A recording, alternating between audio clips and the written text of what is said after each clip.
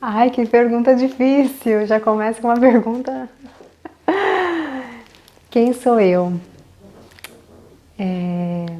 Bom, eu acredito que eu sou uma pessoa muito curiosa e curiosa pela vida e pesquisadora da vida das pessoas, dos comportamentos e, sobretudo, dos processos criativos das pessoas. Eu me interesso muito por isso, assim. E uma pessoa que é apaixonada por palavras. Então, se eu fosse me descrever, eu sempre costumo me descrever como um ser letral, porque eu gosto muito de palavras, assim.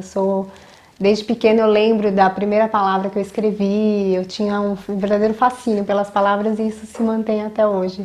Sou formada em letras.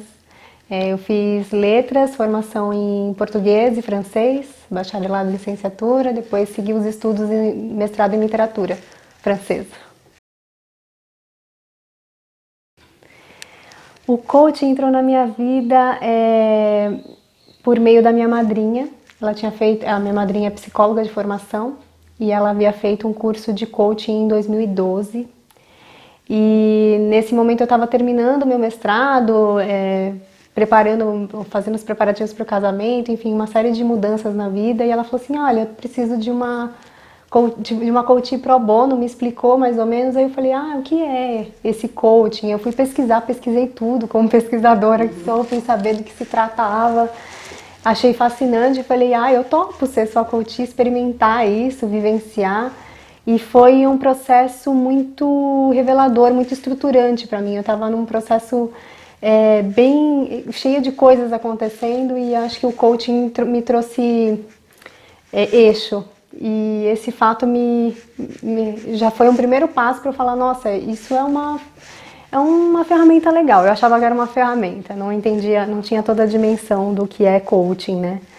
E daí, durante a minha trajetória profissional, eu sempre trabalhei na academia e trabalhei paralelamente no mercado editorial. E, enfim, sempre curiosa por essas coisas de comportamento humano, psicologia e tal.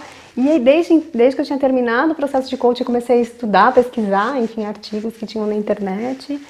E em 2014 eu mudei de editora. Eu fui para uma editora que eu queria muito ir, assim, eu tinha um desejo muito grande de trabalhar ali, porque eu ia trabalhar com livros. Meu sonho era trabalhar com livros.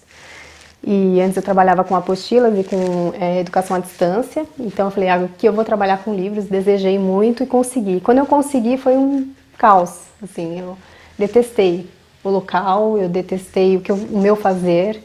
Eu não conseguia me enxergar, eu falava: como algo que eu desejei tanto me trouxe tanta tristeza, né?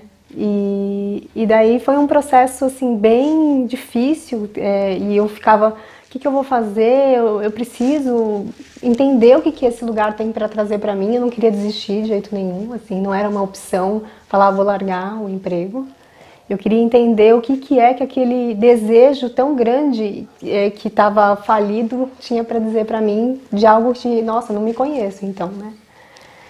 E foi daí que uma grande amiga, psicóloga também, falou: bom, eu acho que... Eu falei: eu tô entre fazer terapia, fazer coach, o que você acha? Ela falou assim: olha, eu sou psicóloga, atendo na área clínica e vejo que para você o coaching seria incrível, porque você está com uma questão muito pontual de transição de carreira, enfim, de tentar entender quem é você agora para fazer algo daqui para frente. E aí eu falei: ah, então, mas o que eu vou fazer? Eu não queria fazer novamente com a minha madrinha, porque ela já tinha feito comigo. Eu falei: ah, eu queria fazer com uma profissional, e ela me indicou uma profissional. E daí eu fui coach novamente em 2014 para 2015 e foi quando eu fiz uma grande transição interna dentro da editora, né? Eu não queria, era meu desejo não desistir dali, mas transformar a minha carreira ali dentro. Então, por meio do processo de coaching, eu consegui criar um novo núcleo dentro da empresa, um departamento novo que não existia. Ser coordenadora desse departamento, enfim, ter equipe. Então eu consegui criar algo novo a partir de um terreno que aparentemente não tinha saída. E quando eu percebi essa potência que o coaching tinha, eu falei assim: não, eu quero me aprofundar nisso, eu preciso conhecer isso enquanto ferramenta, porque eu acho que pode agregar para o meu trabalho. Ainda não vislumbrava que eu poderia ser uma coach. mas eu falava, eu posso usar isso para minha equipe, eu posso usar isso para tornar a vida das pessoas ao meu redor melhor, né? Esse era o meu desejo. E aí eu fui fazer meu primeiro curso de coaching na área comportamental, e aí desde então não consegui parar mais, e aí eu comecei a ter os desejos de ter um negócio autoral que incluísse o coaching. E aí eu comecei com um projeto autoral em paralelo com a carreira, até me sentir seguro o suficiente para seguir solo na minha empresa. Então, como a gente estava conversando, eu sou uma pessoa muito gregária, né? Eu sempre fiz parte de grupos. Né? Eu gosto muito de fazer parte dos grupos, né? Eu acho que eu aprendo muito com a inteligência coletiva, acho que eu aprendo muito no ambiente de troca com outras pessoas. Então, essa mesma coach que me acompanhou aí em 2014, ela abriu um grupo depois de coaching com empreendedorismo, eu entrei, que foi um grupo muito importante na minha carreira também. Enfim, desde então também sempre fiz parte de grupos.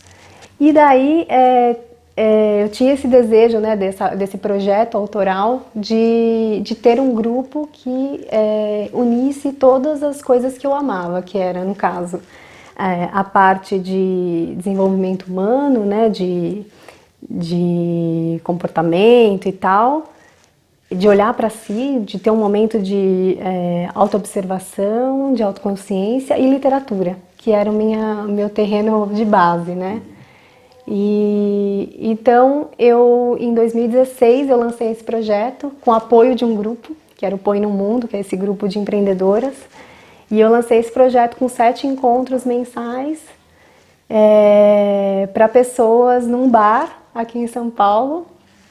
E a gente se encontrava para falar de temas literários na nossa vida, como esses temas acontecem, como eles vivem, como eles estão vivos na nossa vida. Eu estudei o livro 6 Propostas para o Próximo Milênio, do Ítalo Calvino, que é um livro que eu gosto muito, e cada um dos capítulos é um tema literário, né? Um valor da literatura, leveza, exatidão, multiplicidade. Então a gente ia explorando esses temas a partir de ferramentas de coaching. Então eu incluía ferramentas de coaching nesses encontros, e eram encontros nesse bar e a gente se encontrava, e foi assim que surgiram os grupos, eu como facilitadora de grupos. Sim, a minha proposta, como eu sempre fui mais introspectiva, enfim, sempre fui mais recolhida, né, mais na parte da comunicação escrita, falava, bom, eu preciso fazer num lugar que seja insólito, não quero fazer numa sala de aula, porque eu não quero estar num lugar professora. Sempre evitei o lugar professora, assim, né. Então, eu acho que no bar, acho que dava essa vazão a esse outro lado, um lado mais contraído, me ajudou também, o espaço. Eu acho que existe algo que acontece para além das pessoas, que é o encontro, né? Aquele encontro único, irrepetível, que é quando as pessoas estão ali, aquele momento daquele encontro, naquele momento do aqui e agora, que promove esse algo mágico, quando as pessoas estão engajadas ali, né? Seja na atividade, seja no momento do encontro, seja no olhar do outro, né? Eu acho que são vários elementos que promovem a mágica, mas eu acho que quando o facilitador consegue promover essa arte do encontro, né? Até mesmo se apagar um pouco para que as pessoas possam se colocar, ter espaço, né, para se colocar, eu acho que e serem ouvidas com qualidade, né? Com qualidade de presença, de olhar, eu acho que é aí que a mágica acontece.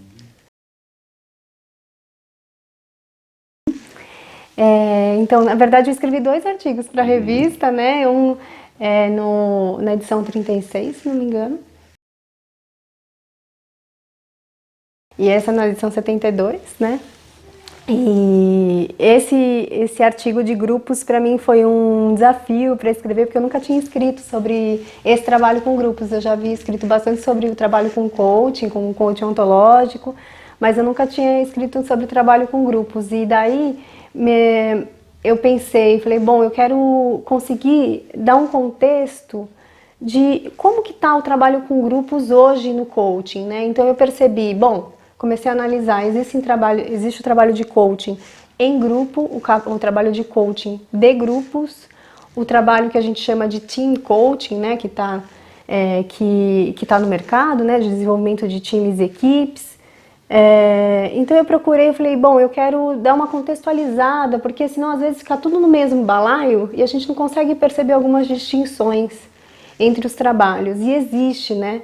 E essas distinções são importantes porque algumas delas tocam outras áreas, né? Então, quando a gente fala de coaching em grupo, né, quando as pessoas se encontram e tal, dependendo da função daquele trabalho, ele pode ter um viés que entra na fronteira da psicoterapia em grupo, né? E aí quando a gente fala disso, a gente até se embasa muito do trabalho nos trabalhos de psicoterapia em grupo, né? O trabalho de coach também se fundamenta em outras áreas, né? Sociologia, psicologia social, positiva, comportamental, então claro que vai indo nas fronteiras. E quando a gente fala de coaching de times, ele vai mais na borda da gestão, né, de coisas mais gerenciais e até treinamentos e tal, de coisas mais práticas. Então, nesse artigo eu procurei fazer algumas distinções e colocar o que eu vejo como um papel de facilitador ou o que eu tenho procurado desenvolver como facilitadora, né, enquanto eu tô lá, né, que é justamente sair do lugar professoral, né, o lugar de liderança guru, né, daquela pessoa que é o modelo que deve ser seguido. Então tudo que eu falo, grupo, faça, né, então procurar sair desse lugar para falar para as pessoas, olha, vocês têm um saber, vocês têm uma inteligência, ela merece ter espaço, merece ser utilizada, e é nela que estão as soluções para os seus problemas, né? Não sou eu, coach, que vou levar a solução.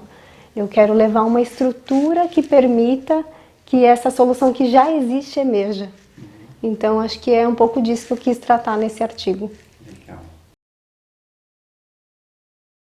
Eu acho que sempre manter esse olhar, esse desejo de se aprimorar. Eu acho que o espaço da revista ele é muito, muito importante. Eu valorizo muito esse espaço, porque é um espaço que você consegue ter noção de tudo que está acontecendo no universo do coaching, né? Não é uma coisa só.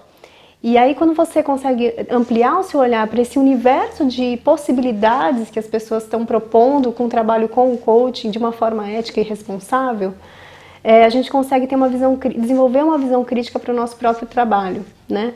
Muitas vezes a gente fica na nossa própria prática, não se observa, né? Ou faz achando que está tudo certo, né? E eu acho que o espaço da revista, o espaço das formações, o espaço da experimentação é um espaço de diálogo e de crescimento pessoal. Então, se eu pudesse deixar uma mensagem procurem sempre se experimentar, né, com responsabilidade dentro da ética, da prática do coaching, mas com a visão crítica para o seu trabalho, sempre procurando como que eu posso somar isso, se isso cabe, isso não cabe mais. Acho que é isso. Maravilha. Obrigada. Gratidão. Eu que agradeço a oportunidade. Obrigada mesmo. Consegui.